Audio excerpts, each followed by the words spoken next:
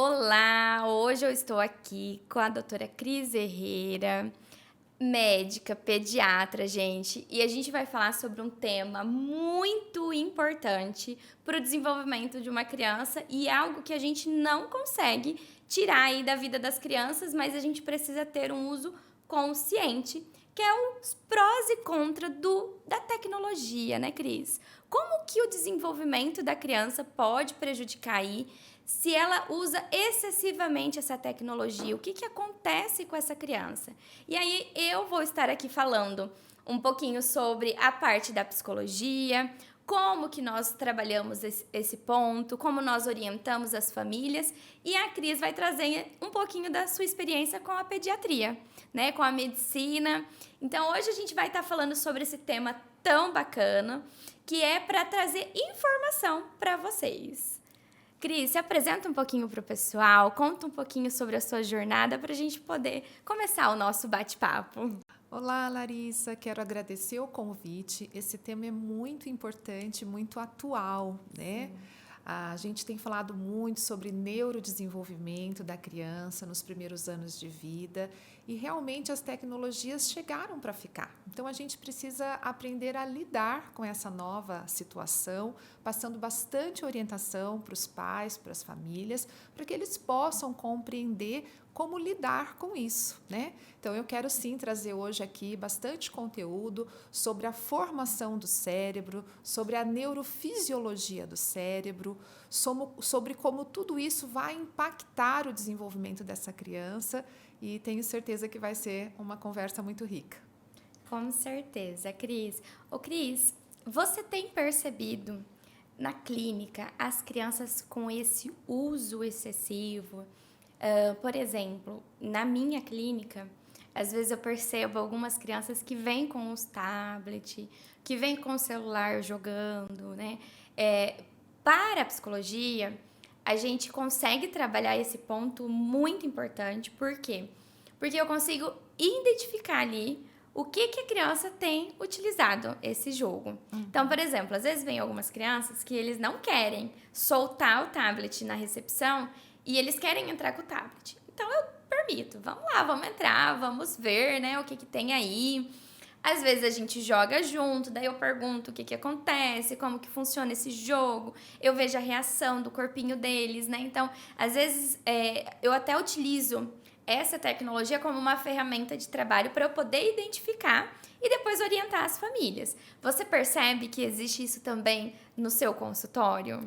Percebo. Até os 2 anos de idade, eu percebo que as famílias elas dão uma segurada. Às vezes elas se sentem até um pouco envergonhadas quando elas precisam utilizar ali do celular para a criança ficar calma durante um exame físico. Tá. E aí elas falam, ai doutor, eu não uso, tá? É só um pouquinho aqui para você poder examinar. Então eu percebo que até os 2 anos existe assim uma preocupação dessa família de não fazer esse uso. Mas depois dos 2 anos, fica muito difícil, talvez, seguir as orientações de quanto tempo de uso. E aí a gente percebe que a coisa realmente fica sem limites, né? Então, essa é uma realidade. Mas algo talvez interessante, Larissa, que a gente pode comentar, é que, na verdade, as nossas crianças de hoje, elas precisam do mesmo que nós precisávamos na nossa infância. As crianças não mudaram. Sim. A tecnologia mudou. Eu não tive acesso, né, a isso na minha infância, porque nem existia. Mas as necessidades das crianças, elas são as mesmas. Criança precisa brincar, criança precisa se sujar, criança precisa correr, criança precisa de espaço, criança precisa de supervisão. Então, na verdade, talvez quem mais mudou foram os pais. Os pais mudaram, né? Eles acabaram entrando nesse mundo tecnológico, né? É muito comum que não só a criança, mas o pai e a mãe tenham hábito de comer com o celular na mesa, de fazer muitas coisas com o celular. Às vezes a criança está falando com o pai e o pai e a mãe está mas está olhando no celular. Sim. Então, eu também queria deixar uma primeira reflexão, né, no que a gente vai conversar. As crianças precisam das mesmas coisas das crianças de 50 anos atrás. Sim. Os pais mudaram. E aí, como é que a gente vai lidar com isso? Exato, Cris, porque a gente tem muito aquela ideia de que Ah, a criança de hoje não gosta de pular, não gosta de brincar, só fica no celular, só fica no computador. E eu sempre costumo falar para as famílias o que vocês têm proposto para o seu filho para que ele possa sair? Porque assim, nós queremos que as crianças se desenvolvam sozinho. Eu tenho observado muito isso ultimamente no consultório. Então, os pais querem que eles já venham pronto, que eles já sabem andar, já sabem falar, já aprendam a lidar com as emoções, sendo que é um processo. Então, nós adultos precisamos apresentar às crianças coisas que não tem mais no cotidiano delas. Por exemplo, uma brincadeira de rua. É muito raro a gente ver uma criança brincar na rua. É muito raro a gente olhar uma criança brincando com outra criança sem o celular presente, né? Porém, dentro do consultório, né, como na psicologia nós utilizamos aí a ludoterapia, o brincar, eu consigo perceber o quanto essas crianças conseguem brincar e o quanto elas têm dificuldade de parar, porque nós temos 50 minutos de atendimento, então chega ali um momento que ela olha e fala assim: ah, mas já acabou? Aí eu brinco, nossa, acabou tão rápido, né? Passou voando. Ah, é verdade, né, Larissa? Então a gente precisa entender que nós adultos precisamos apresentar para essa criança. Ah, Larissa, mas eu trabalho, mas eu não tenho tempo, mas eu não consigo. Aí é um ponto muito importante, porque eu entendo que as famílias trabalham, eu entendo que as famílias têm aí um contexto diferente das famílias de 50 anos atrás, né? Nós podemos ver aí na construção familiar. Antigamente, nós víamos o pai trabalhando e a mãe ficando em casa. Só que esse tempo que essa mãe estava em casa também não era um tempo de qualidade. Porque ela estava limpando a casa, porque ela estava fazendo os seus afazeres, porque ela estava ali para ser a esposa. E aí, muitas vezes, a gente não tinha aquele tempo de brincar, né? A gente não tinha aquele tempo de estar com a criança. Porém, hoje a gente vê tanto o pai quanto a mãe trabalhando. Só que esses pais, eles não querem, né? Não vamos colocar todos, mas alguns pais não querem ter essa disponibilidade de tempo. E aí eu brinco dizendo assim: você não precisa estar ali para brincar com seu filho todos os dias. Você precisa ter um tempo de qualidade. Porque a quantidade não vai fazer com que vincule. E é muito interessante que quando a gente olha para as telas, nós perdemos essa vinculação com as crianças. Então, eu vejo assim, como que isso prejudica aí na vinculação familiar, como isso prejudica no olhar dos pais com a criança, de perceber uma modificação comportamental. E aí, a gente cai também nos alerta, né? O quanto a gente os pais não percebem que pode ser extremamente prejudicial. E aí eu queria, Cris, que você contasse pra gente um pouquinho, né, como que o cérebro dessa criança pode ser prejudicado se ela assistir ou se ela ter um excesso, né? Porque aqui nós estamos falando sobre excesso. Nós não estamos falando daquele uso consciente de uma criança que vê um momento ou outro, uma vez por semana, né? Dentro dos horários que é permitido. Mas um excesso, como que a gente percebe a defasagem aí no desenvolvimento dessa criança? Tá. Uma coisa talvez importante, Lari, para a gente colocar para as famílias é como que acontece o desenvolvimento do cérebro. Então, quando o bebê nasce, ele tem um cérebro bastante primitivo, pequeno, tanto que o cérebro triplica de tamanho nos primeiros anos de vida. E esse cérebro é interessante que ele cresce, ele amadurece da região posterior para a região anterior. Então, à medida que eu vou ofertando estímulos assertivos ou à medida que eu vou dando estímulos que atrapalham esse desenvolvimento, essa maturidade cerebral, eu vou colhendo essas consequências ou esses bons frutos.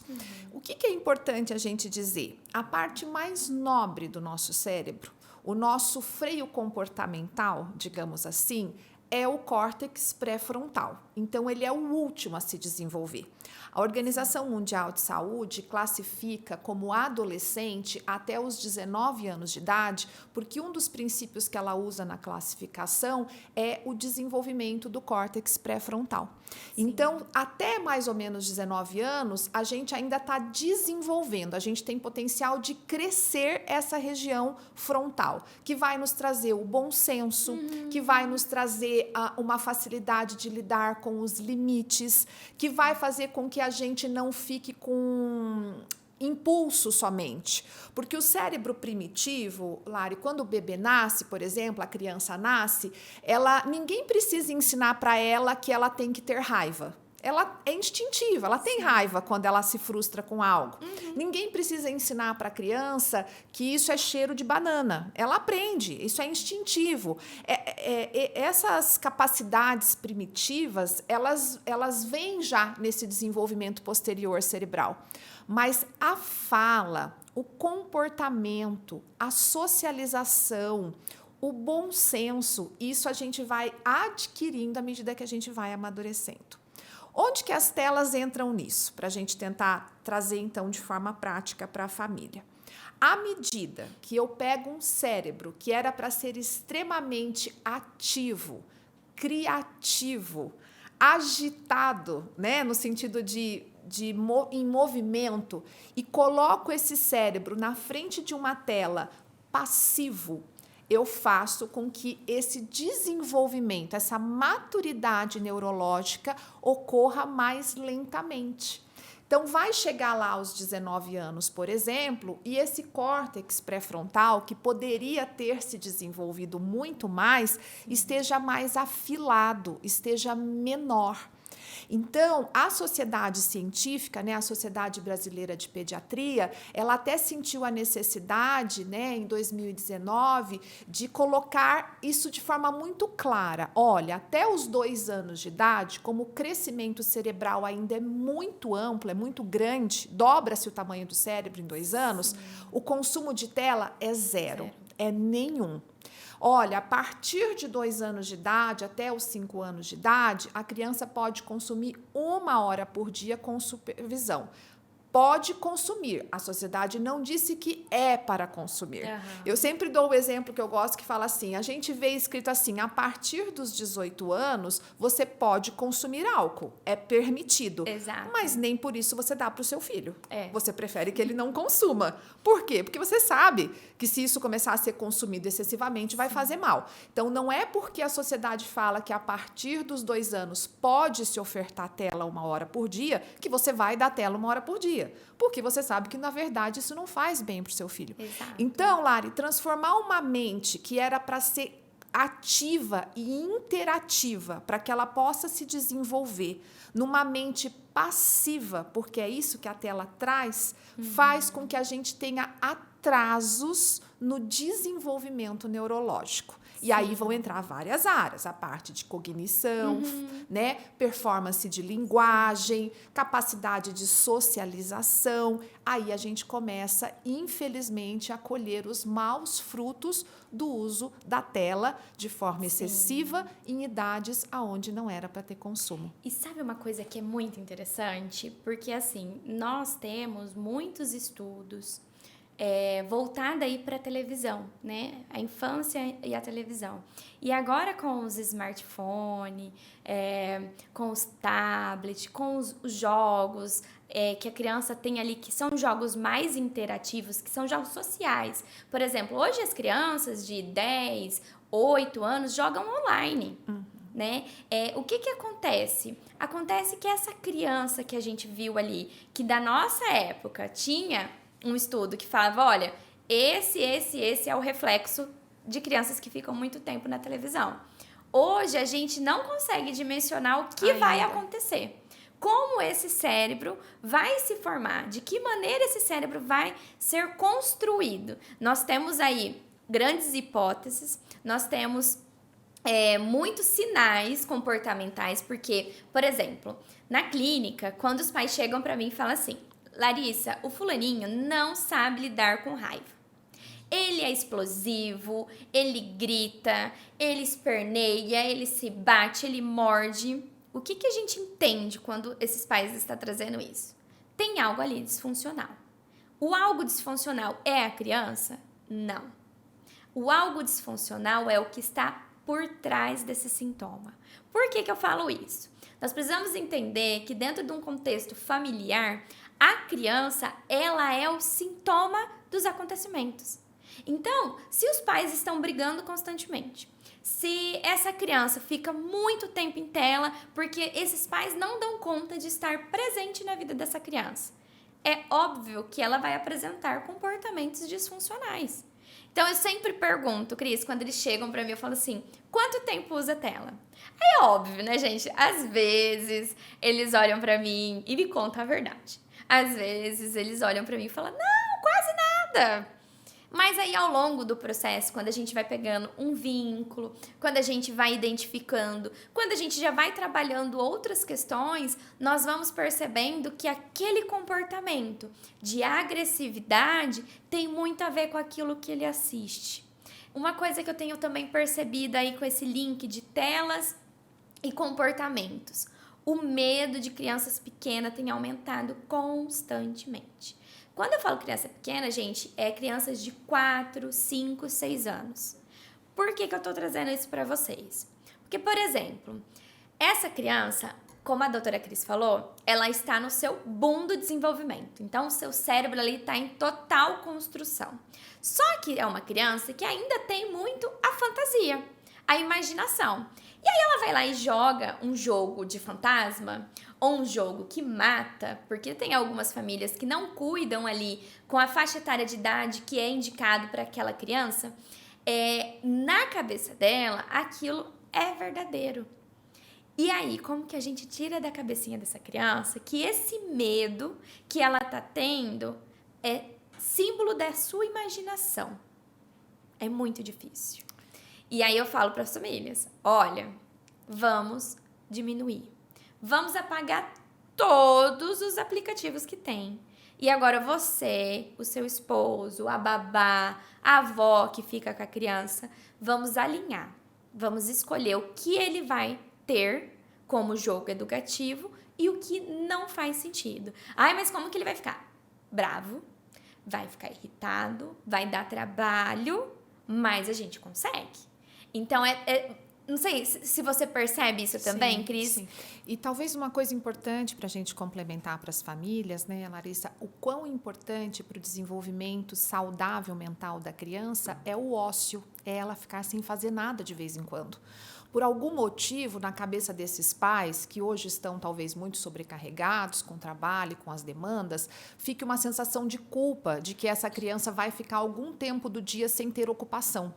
E aí dá uma falsa impressão que dar o celular ou dar o tablet com joguinhos faça com que essa criança se ocupe. Mas lembre-se que é na hora do ócio, na hora que a criança está sem fazer nada, que ela aprende a ter mais criatividade, a lidar melhor com as suas emoções, a viver um pouco de frustrações. O quão melhor é que os nossos filhos possam viver frustrações em doses homeopáticas, para que eles possam se preparar no futuro para viver esse processo, porque é muito triste quando a família chega para mim, por exemplo, trazendo um problema onde essa criança, pelo excesso de tela, desenvolveu uma miopia, ou essa criança, por excesso de tela, está com uma obesidade, porque ela não tem prazer numa atividade física, numa brincadeira. Sim. Ou essa criança, exatamente por a questão do excesso de tela, está com distúrbios de sono, está com problemas de sono, sim, porque a gente sabe que isso vai refletir,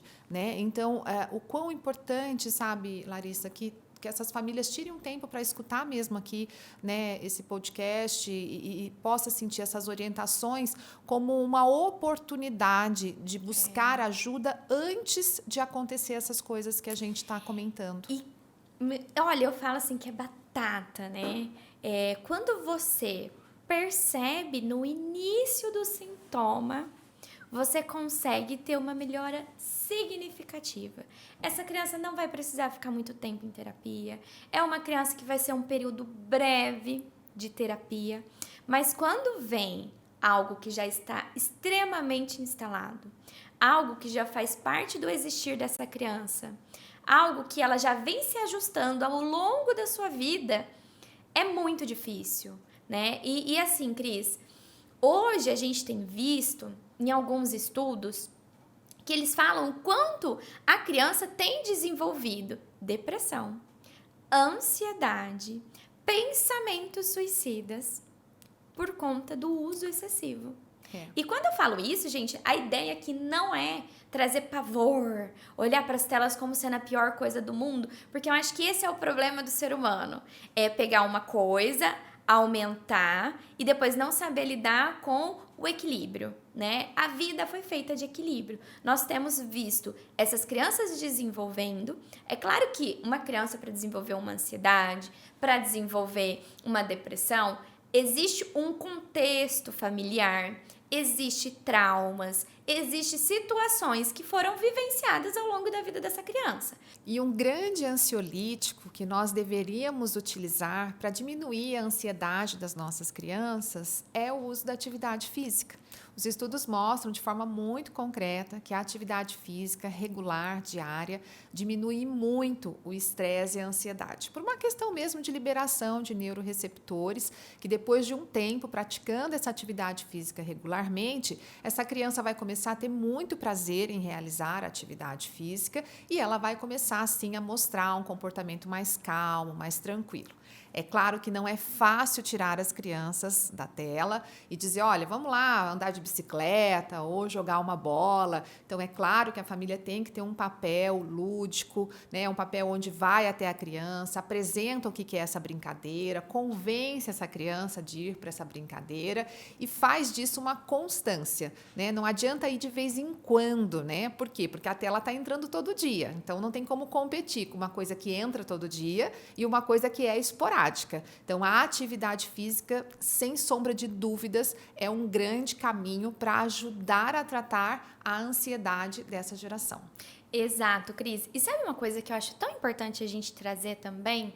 É que quando você também faz atividade física e você apresenta isso para a criança, e quando a gente traz aqui, a ideia é trazer para vocês no contexto de não só simplesmente ir fazer um funcional, mas uma criança que participa de esporte, uma criança que faz balé, que faz dança, que movimenta esse corpo. Hoje em dia, aqui na nossa cidade, tem uma escola de circo para crianças pequenas, que também ajuda essa criança a conectividade com o corpo dela.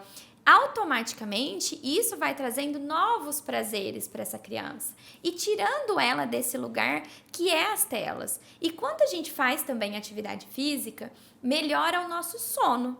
E quantos papais, né, Cris, não passa por essa dificuldade da criança que não consegue dormir ou da criança que acorda várias vezes ao longo da noite? E aí é muito interessante porque a Cris tem um programa, né, Cris, que é do Bom Soninho, Isso. que é para ajudar as famílias nessa conectividade da criança do seu dia a dia com o sono que ela vai ter ao longo da sua noite. E aí, Cris, como que você olha quando você vai pegar essas famílias?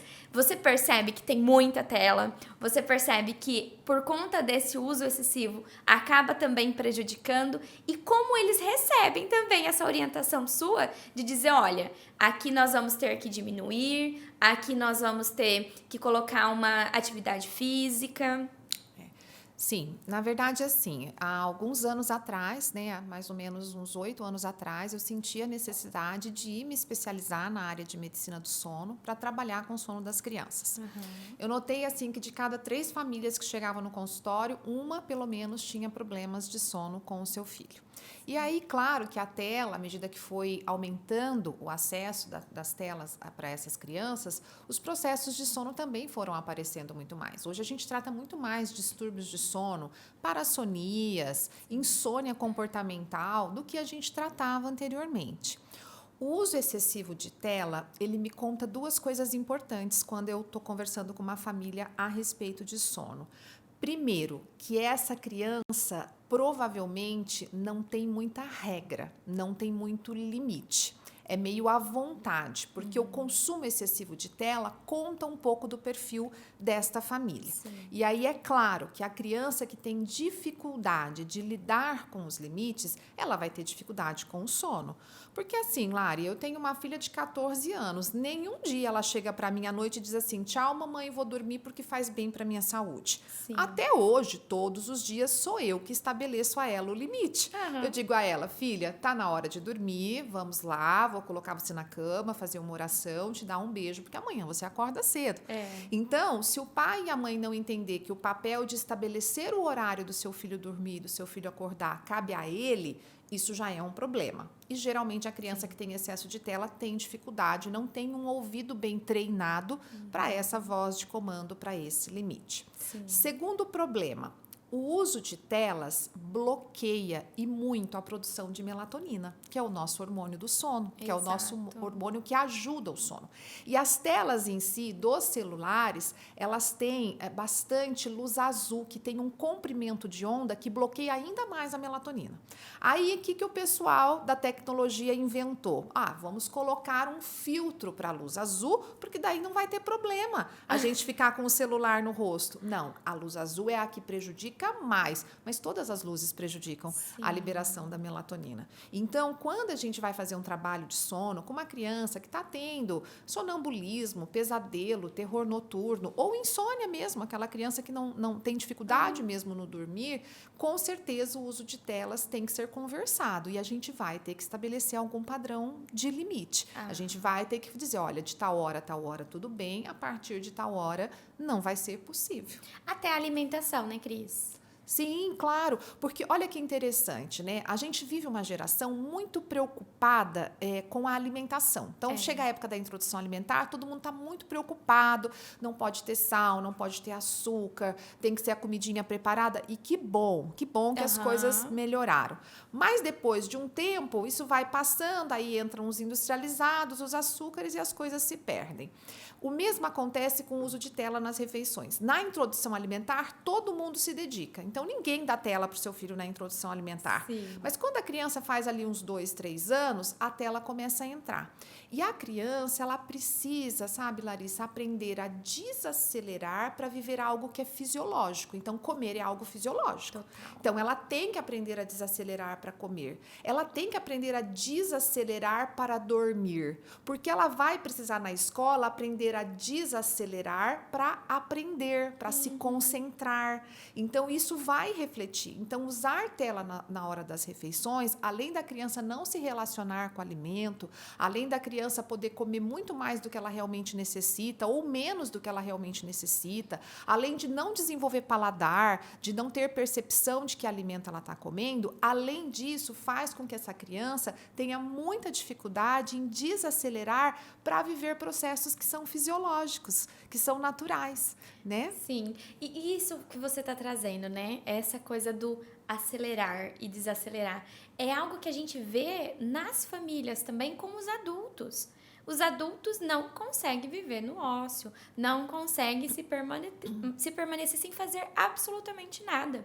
E aí eles acham que a criança também precisa, que a criança também, né? Sabe aqueles excessos de atividade? Sim. Existem famílias que colocam a criança em tantas coisas que a criança não está aprendendo o básico, que é ela compreender as emoções dela, ela sentir o corpinho dela, ela compreender a ligação que ela tem com o mundo, né? Enquanto a gente estava batendo um papo aqui nos bastidores, eu e a Cris, eu estava contando para ela de uma situação da minha mãe estava cuidando do bebezinho da minha prima e ela contou assim, esse bebê tem 3 meses, que quando ela ligou a tela, a criança parou, o olhinho parou de se movimentar, parou tudo. Quando ela observou que aquilo ali estava assim muito exagerado, ela falou, quer saber de uma coisa? Vou tirar a neném daqui e vou levar ela junto comigo lá fora enquanto eu vou estendendo roupa.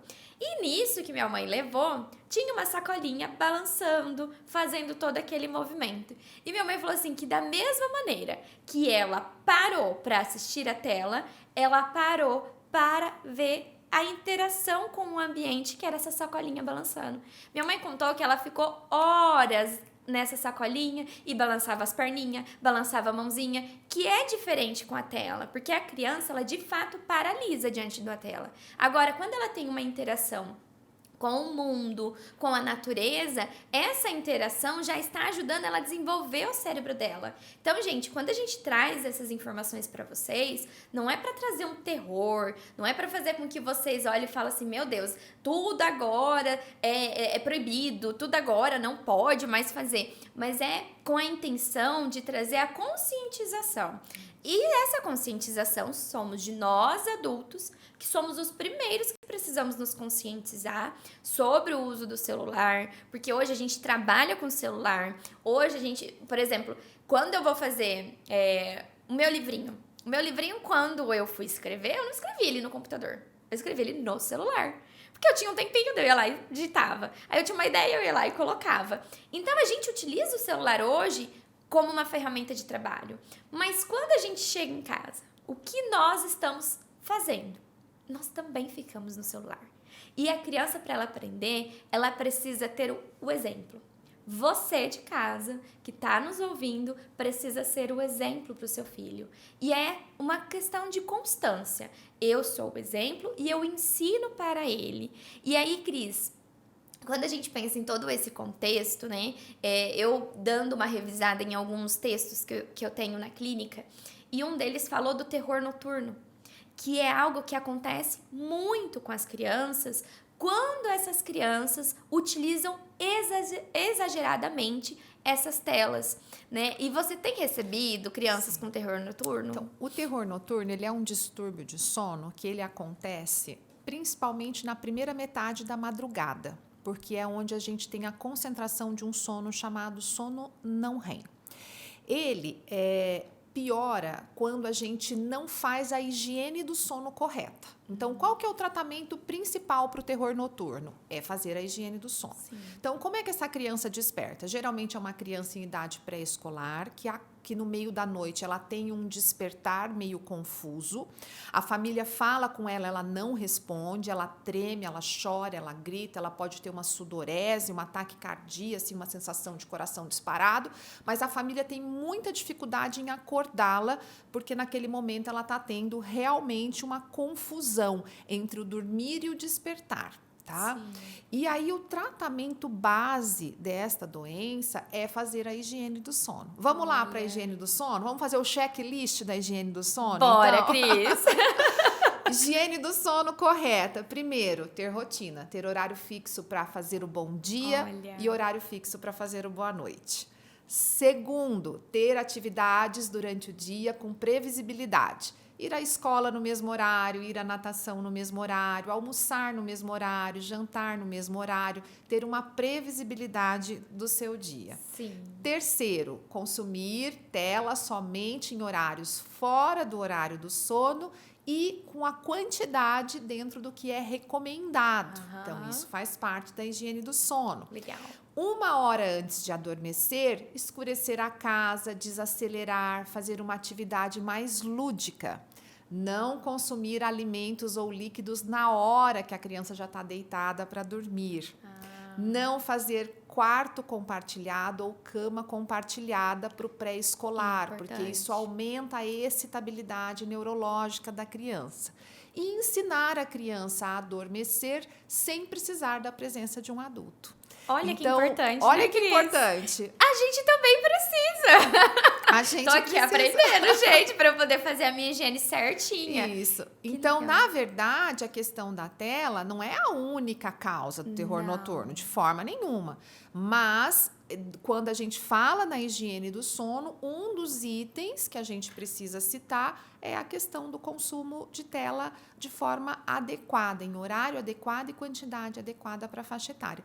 E o terror noturno, ele é muito angustiante para a família, porque a família fica ali tentando despertar aquela criança, tentando pegar aquela criança no colo, tentando, de alguma forma, acolher aquela criança que não acorda, que não desperta, né? Esse é o tratamento. Ah, mas você nunca usa um medicamento para tratar tratar terror noturno? Depende. Se esse terror noturno for numa criança que tem alguma atipia neurológica, se esse terror noturno for numa criança sindrômica, se esse terror noturno for numa criança que está tendo consequências durante o dia, uma repercussão muito importante de sofrimento durante o dia. Então, em casos bem específicos, a grande maioria das vezes a gente ajusta a rotina e a gente faz uma higiene do sono. E é claro, lá no curso Bom Soninho, eu faço um planejamento para essas famílias. Porque essas famílias, muitas vezes, né, Larissa, ela não está errando porque ela quer, ela está errando porque ela não sabe, né? Ela precisa de orientação. Esse é meu papel, né? Esse é o seu papel, é trazer essas orientações. Sim. Então, a gente faz no curso Bom Soninho todo um planejamento de ações e aí eu faço uma supervisão durante algumas semanas para ver como é que essa família vai desenvolver essas ações, quais as dificuldades, né? Então, a gente vai aí construindo juntos, né, uma terapia comportamental do sono. Que legal, Cris. E isso é muito importante, né? Porque quando você vai trabalhar com uma criança, a gente precisa entender que precisa ser constante, né? Igual, eu às vezes recebo pacientes que começaram a medicação e aí a família já me pergunta, mas quanto tempo? Mas não melhorou ainda, já tá tomando faz 20 dias e não melhorou. As famílias não conseguem se manter e compreender que as coisas precisam de tempo, que nada é do dia para a noite, nada é o que a tecnologia nos ensina rápido, né? Na hora.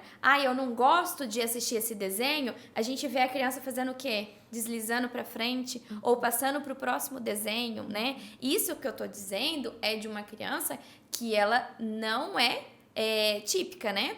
É uma criança atípica, por exemplo, uma criança típica, ela tem o processo dela é diferente. Então, às vezes ela se permanece, às vezes ela não se permanece. Agora, uma criança que tá ali com o seu desenvolvimento total, com o seu boom do desenvolvimento, ela precisa ter esse momento de espera. Claro que uma criança típica, ela vai precisar também, mas é um processo muito grande ali dentro da criança. Então, a gente precisa entender que nós, famílias, também precisamos ensinar para a criança o tempo. Porque eu lembro que quando eu era criança, e eu estava assistindo o desenho, e era pela televisão. E na televisão não tinha como você passar para o próximo desenho que você queria. Você precisava esperar. E hoje, não gostei desse filme, pulei. Não gostei desse jogo. Vou para a próxima fase. Eu não gostei desse desenho. Vou passar para o próximo desenho, né? Então, nada está sendo esperado. E aí, quando a gente olha, vamos supor, para um processo para você ensinar aí a criança a dormir, a ter um momento dela, a ter esse momento da higiene do sono, nós também precisamos entender que precisa de tempo. E o tempo é algo que nós precisamos aprender a lidar com ele. E hoje a gente vê que o tempo tem sido o grande vilão das famílias, né? É igual a Cris falou. Nós precisamos ter rotina. E aí, como que está essa rotina? Muitas famílias não têm rotina. E aí, Larissa, mas ele dá tanto trabalho para acordar e para ir para a escola. Mas ele dá tanto trabalho para fazer as atividades dele. Mas e a rotina? Não tem.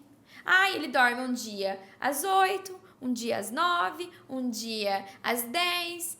Não tem rotina. Né? Então, como que vai se construir essa criança como um adulto no futuro? Porque a gente tem percebido que isso é algo que as famílias não têm se preocupado. O que eu vejo que as famílias se preocupam? Vai ser um bandido? Vai ser um homem de bem, uma mulher de bem? Essa é a única preocupação. Mas a gente tem que se preocupar vai ter qualidade de vida? Vai ter uma saúde? Vai ser uma pessoa que vai conseguir colocar limites no outro e colocar limites nela? Vai ser uma pessoa que vai entender os processos e aprender a lidar com o ócio? Vai aprender a lidar com as próprias emoções e entender que, olha, aqui eu me descontrolei, aqui eu me regulo? Porque a gente tem visto que a preocupação tem sido mínima. E a mínima não dá mais para o tempo de hoje. Eu vejo na clínica que eu nunca vi tanta criança com ansiedade. Olha, de 100 dos meus pacientes, 80 têm ansiedade. E aí, quando eu falo ansiedade, podemos colocar o transtorno de ansiedade e o sentimento ansioso. E aí, esse sentimento ansioso, quando não é cuidado, quando não é olhado, o que acontece? Desenvolve para uma ansiedade patológica. E aí o processo é muito mais complexo, né? Então a gente tem visto muito isso. Não sei se você gosta de filmes de desenho, mas eu vi essa semana que aquele filme do Divertidamente, que fala sobre as emoções, Sim. vai ter o 2. Olha. E o 2 vai vir a ansiedade como sentimento, gente. Eu estou ansiosa para assistir. Porque se você vê a pobre coitada da ansiedade, ela ali toda disfuncional, toda, né, com os cabelinhos em pé e cheia de malas, sabe? Quando você vê assim, que é mesmo isso da pessoa ansiosa. Eu preciso dar conta de tudo o tempo todo, na hora, e não tenho nenhum tipo de organização, né? Então, a gente precisa ensinar as nossas crianças a lidar com todos esses aspectos e essas situações. Porque se a gente não ensina, ela não vai aprender. A criança não aprende por osmose. A criança aprende vendo, construindo na interação social. Por exemplo, não sei se você vê crianças que sabem muito de tecnologia, mas não sabem lidar com o social. Sim. Não sabe ter essa interação, né, Cris? Não sabe. E você sabe até que um outro ponto que eu acho que seria interessante a gente falar, porque isso vem sendo muito abordado, além da socialização, é o atraso de fala, né? Porque o atraso de fala, ele nunca foi tão presente, né? Porque eu sempre falo assim que os 3 grandes silenciadores da fala, né? A tela, a chupeta e a mamadeira, exatamente nessa ordem. Primeiro a tela, segunda a chupeta, terceira a mamadeira. A chupeta e a mamadeira, ela entra em horários mais específicos e a tela ficou meio à vontade. Então, eu atendo muita criança que a mãe vem preocupadíssima se essa criança está dentro do espectro autista, mas que, na verdade, ela está com atraso de fala porque ela não está recebendo os estímulos certos, né? E ela está recebendo os estímulos errados. Então, quando a gente tira, né, os atrasadores de fala, coloca essa criança, né, para se socializar mais com outras crianças, pede para essa mãe não ficar o tempo todo adivinhando o que a criança quer, né? Porque às vezes, eu já deixo a garrafinha de água do lado dele, ele nem precisa pedir. Ótimo, então ele não vai falar água nunca na vida dele, né? Sim. Que pena, porque eu preciso que ele peça a garrafinha de água para você, eu preciso que ele peça água para você, eu preciso que você passe perto dele tomando água para que ele olhe, se interesse e te peça água, né? Então, o atraso de fala e a baixa performance de socialização é algo gritante. E lá na adolescência, a parte de socialização tem batido muito forte, porque já é uma época onde eles tendem a se fechar, onde eles tendem a ter mais dificuldade, querer ficar ali só naquela tribo, né? Sim. E aí, se você não desenvolver uma capacidade de socializar, não é na adolescência que você vai desenvolver, né? Então, eu acho super importante que você puxou a socialização, mas também super importante a gente também comentar um pouquinho dos atrasos de fala, né? E o atraso, né, Cris, da fala, é muito importante trazer isso como uma informação para as famílias. Que antigamente a gente falava assim, a criança tem o seu tempo. Então, é o tempo da criança, espera, uma hora ela fala, ela não vai ser igual ao amiguinho. Mas hoje, nos estudos, falam que se a criança tem 1 ano de idade e ainda não fala, não gesticula, não traz nenhum tipo de interação, procure um pediatra. Procure um profissional para que ele possa avaliar. Porque nós não podemos esperar quando ela fizer 2 anos, que é como a Cris falou aqui no início, ali no seu começo ali do seu boom do desenvolvimento, aonde está acontecendo a sua neuroplasticidade, né? Que depois dos 2 anos ela vai desenvolver, mas vai ser mais difícil e vai ter perdido essa janela de oportunidade, né, Cris? É verdade. Eu falo assim de forma bastante prática, sabe, Larissa? Se o seu filho tem 1 ano e meio e não fala de 10 a 20 palavras, ele tem um atraso de fala. Se ele tem 2 anos e ele não fala mais ou menos de 30 a 50 palavras, ele tem um atraso de fala. E se ele tem mais de 2 anos e ele não consegue unir 2 palavras, ele tem um atraso de fala. E isso não é tempo de cada um, isso é realmente a ciência falando. Sim. E essa questão dos estímulos precoces, né? Eu não usaria nem a palavra precoce, do estímulo no tempo certo, que é o quanto antes melhor, a gente precisa orientar essa família, né? Realmente, mas cada criança tem seu tempo. Não, cada criança tem um tempo do qual deve haver esse desenvolvimento, e se esse desenvolvimento não acontecer, leve para uma avaliação médica, porque depois a gente perde o time certo de fazer as intervenções com mais resultados. Claro que em qualquer faixa etária que chegar uma criança com atraso de fala, a gente vai indicar as terapias específicas, mas o quanto mais cedo essa criança chega, mais resultado em menor tempo você pode alcançar. É o tal do peque pelo excesso, mas não peque pela falta, né? Quando a gente fala de desenvolvimento infantil, nós precisamos ter isso em mente. Larissa, tô parecendo uma mãe doida. Seja a mãe doida nesse momento. Seja os pais preocupados em excesso nesse momento, né? Porque eu vejo que às vezes a família fica... mas vai que... mas e se for o autismo? E nem sempre, gente, atraso de fala é o autismo, né? A gente vê aí que teve um boom, porque teve muitas crianças sendo diagnosticadas, né? Mas temos muitas outras coisas que podem comprometer a fala dessa criança. E uma das coisas é a interação social. Sim. É igual a Cris falou. Quando eu deixo a garrafinha de água para a criança, eu não estou dando a oportunidade dela de desenvolver a interação comigo. E a interação social não acontece através da tela, não acontece através do celular. A interação social acontece entre pessoas. Isso é muito importante. E é aquela coisa, não desenvolveu aqui, lá na frente nós vamos ter algumas disfunções. Por exemplo, na escola, crianças que não aprendeu a falar no tempo certo ou que teve qualquer tipo de atraso, quando ele vai para o processo do aprendizado, que ele precisa fazer prova, que ele precisa aprender a junção de palavras, esse marco que não foi visto, que não foi olhado, vai ter alguma consequência ali, seja um transtorno ou não, né, Cris? É verdade. Qualquer atraso que ocorrer dentro do desenvolvimento neuropsicomotor pode deixar uma falha. Eu falo muito isso. Às vezes a família fala assim, meu filho não quis engatinhar, ele saiu do sentar e foi direto para o andar. Tudo bem, não é o ideal. Por quê? Porque quando ele chegar na época do andar, provavelmente ele vai ter dificuldades que a criança que engatinhou não teve, né? Por quê? Porque ficou uma falha. Exatamente isso que você explicou, ficou uma falha. A mesma coisa vai surtir efeito lá na frente, se você teve um problema aqui com a fala, ou se você teve um problema de não socialização, ou se você teve um problema de sono, né? Olha, os estudos mostram que os insones, as pessoas que têm insônias na vida adulta, elas provavelmente também tinham insônia nos primeiros anos de vida. Caramba. Então, olha que interessante. Desmistificar, sabe, Larissa, de criança não dormir é normal, com o tempo melhora. Poxa, teu filho está com 3, 4, 5 anos e não está dormindo, isso não vai melhorar com o tempo, isso não é normal. Busque ajuda, né? Vamos ver o que está acontecendo. Exato. Né?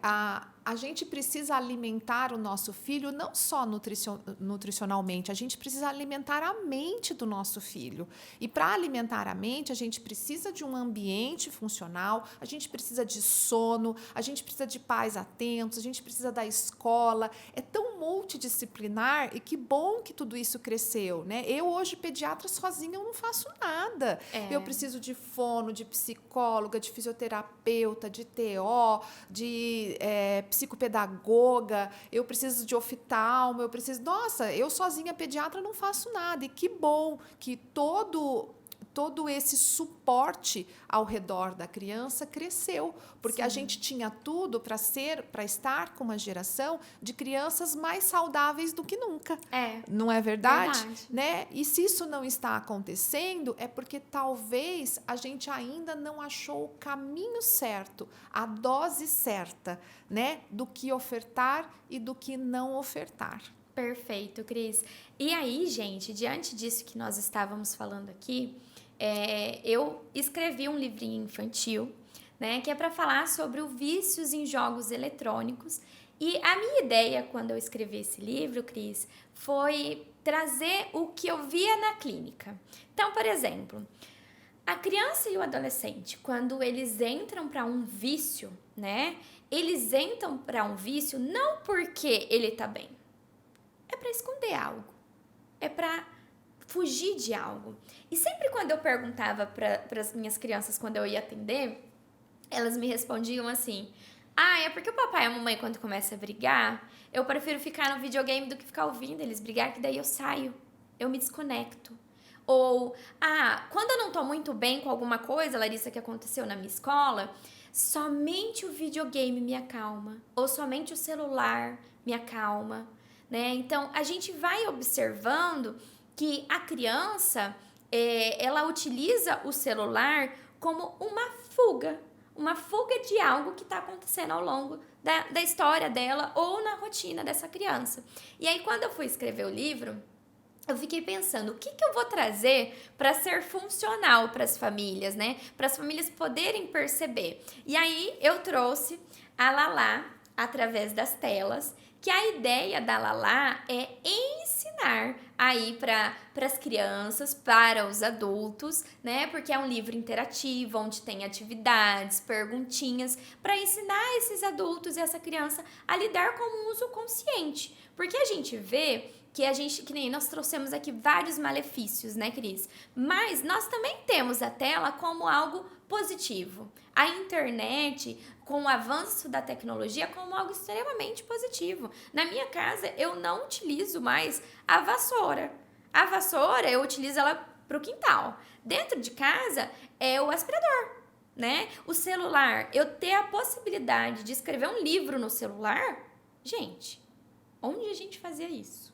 Então, existe também o seu lado positivo da tela, né? Existe também o seu lado positivo do nosso desenvolver, faz parte da nossa existência. Se a gente for pegar o primeiro computador, ele parecia uma televisão, um trambolho enorme, não dava para se movimentar. Hoje a gente carrega na mão o celular, que para mim é como se fosse o computador, e um notebook pequeno. Existem notebooks desse tamanhozinho. Então, a gente precisa entender que existe esse uso consciente. Mas, para isso, nós precisamos nos conscientizar. Nós precisamos ensinar as nossas crianças e perceber modificação comportamental.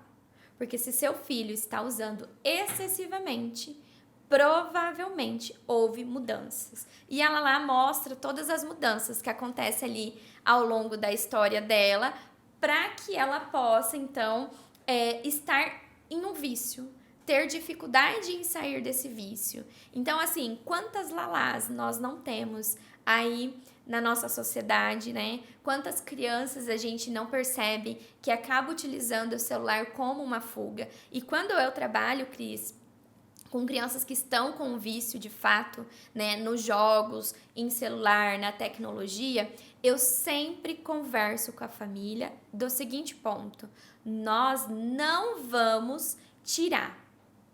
Como assim, Larissa? Exato. Quando se tem um vício, você não retira totalmente. Você primeiro entende qual que é a fuga dessa criança. A fuga é porque os pais brigam demais. Então, nós vamos trabalhar os pais, a relação familiar, para então eu apresentar para ela um novo estímulo, uma nova forma dela poder se distrair, para ela poder se regular, né? Para ela poder se ajustar ali diante de uma situação disfuncional familiar. Então, se eu tiro de uma vez, eu tiro uma muleta da criança. E eu não posso fazer isso. Porque eu desregulo ela mais ainda, porque ela não tem nenhum recurso necessário, sabe, Cris? Uhum. Então, a gente precisa ter essa consciência. Algumas famílias olham pra mim e ficam, sei não é assim também, né? Mas é a forma que a gente precisa trabalhar. É a mesma coisa quando a gente vê uma pessoa que é viciada em álcool. Sim. Né? Você não retira totalmente o álcool, porque a disfunção cerebral que vai acontecer, as reações químicas que vai acontecer nesse paciente, vai ser muito catastrófica. Então, a gente precisa ter esse olhar aí constante para a criança, para o adolescente, e que existe um processo total, né, Cris? É verdade. Bom, gente, a ideia aqui era trazer para vocês essas informações. Eu espero do fundo do meu coração que vocês tenham gostado, que tenha tido muitas informações importantes. Quando eu pensei nesse assunto, eu pensei na Cris primeiramente, porque a Cris, a gente já teve outras trocas, né, Cris, com lives, e eu gosto muito do trabalho da Cris. Eu até falo pra ela que quando eu for ter filhos, porque eu ainda não tenho, que eu vou levar ela junto comigo, porque ela vai ser a minha pediatra. Quem sabe daqui 1 ano, hein, Cris? Então aí no processo. Então, gente, a ideia era essa, desmistificar para vocês toda essa questão da tela e entender que nada na vida que existe excesso vai trazer benefícios. E quando a gente fala isso é para tudo, excesso de atividade física, excesso no alimento, excesso nas telas, excesso na autoestima. Então, tudo isso tem que ser controlado, tem que ser compreendido para que a gente entre aí num equilíbrio. Eu quero agradecer profundamente, Cris, por você ter encarado essa comigo, né, de você estar aqui comigo no meu primeiro podcast, pra gente poder ter outros aí futuros, e muito obrigada por essa troca, porque as trocas com vocês são trocas muito bacanas, e eu gosto muito da forma que nós conseguimos aqui fazer esse trabalho. Obrigada, Lari. Eu que agradeço o convite, parabenizar a Lala, né? Eu já tive aqui dando uma folheada, muito legal o material, vou com certeza indicar para os pacientes, né? Eu também gosto muito do seu trabalho. Ai, obrigada. E essas trocas com certeza continuarão, porque o grande objetivo aqui é trazer informação e orientação. Ninguém precisa saber o que nós falamos, né? As pessoas precisam realmente se interessar pelo que a gente está conversando e buscar ajuda se necessário. Exato, né, Cris? Informação, gente, é vida. Isso é uma coisa assim que eu guardo pra mim. Tudo que você pega, que você entende do processo e você aprende sobre, é muito mais importante do que a gente simplesmente pegar flashes e situações que não têm um contexto total. Então, a gente precisa se informar. E ainda bem que nós temos esses canais de comunicação para poder trazer essas informações para as famílias, né, Cris? É verdade. Parabéns e sucesso. Obrigada, Cris. Gente, estamos encerrando aqui. Muito obrigada a todos que assistiram o vídeo aí até o final. E fiquem ligadinhos que sempre vai ter novos vídeos com novas interações e novas pessoas também para poder falar sobre temas muito importantes para a saúde mental das crianças.